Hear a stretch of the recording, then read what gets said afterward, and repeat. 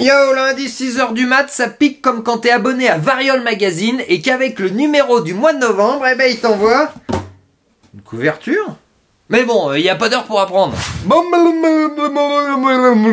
contrible. Mon contrible. Ah non, là c'est trop. Aujourd'hui le mot c'est inanition et ça se prononce inanition. C'est le fait de bouffer les consonnes? Oui, enfin non, enfin presque.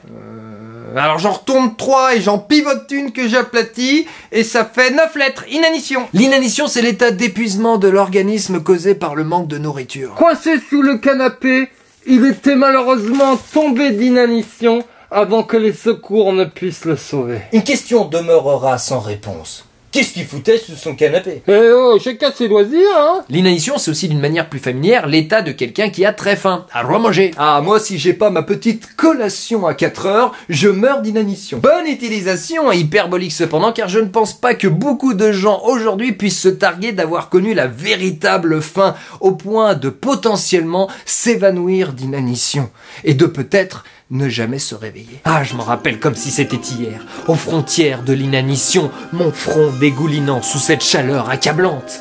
À quand le prochain oasis? Impossible à dire. La fièvre dévorante de la soif faisait ressortir ce qu'il y avait de pire en moi. On était tous dans le même bateau. Et pourtant, seule ma petite personne à mes yeux avait de l'importance.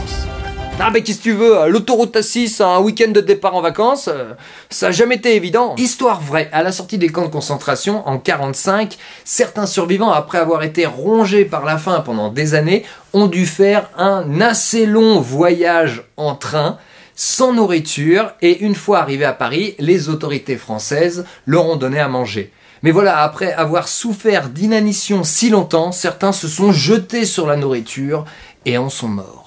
Ça peut être bon à savoir pour les spectateurs qui nous regardent. Tout comme après un long arrêt de l'activité physique, il faut reprendre progressivement le sport, il en est de même pour la nourriture. Hein. Quand on n'a pas ou très peu mangé depuis longtemps, eh ben faut pas se goinfrer d'un coup. Hein. Sinon ça peut être fatal. Les muscles étant des organes, muscles, même combat. Il devait pas y avoir beaucoup de médecins à l'époque. En tout cas, ce qui est sûr, c'est que c'est incroyable de voir à quel point la volonté permet de traverser des épreuves incommensurables. Enfin, pour ceux qui ne sont pas frappés d'inanition morale. Hein? Là, je t'avouerai que je pige pas. Et sinon, le médecin, là, au-dessus, pourrait peut-être venir m'aider, hein, je vais pas me nourrir que de poussière. Au sens figuré, dans le domaine moral ou spirituel, l'inanition peut correspondre à un découragement, un accablement, dû à un manque de quelque chose. De la volonté de survivre, par exemple. Ouais, bah tant pis, je laisse tomber. Sa volonté de vivre était si faible que, pour la raison de la mort, on a juste mis l'adversité. Ouais, par contre, moi j'ai mis Covid, pour les subventions. Allez, en plus du défi initial de placer le mot contrib dans la semaine, je vous en propose un deuxième de défi. Faire découvrir le format à au moins une nouvelle personne. On pourra observer les résultats dès le prochain épisode et voir si vous avez bien bossé. Attention, j'ai les noms. À très vite.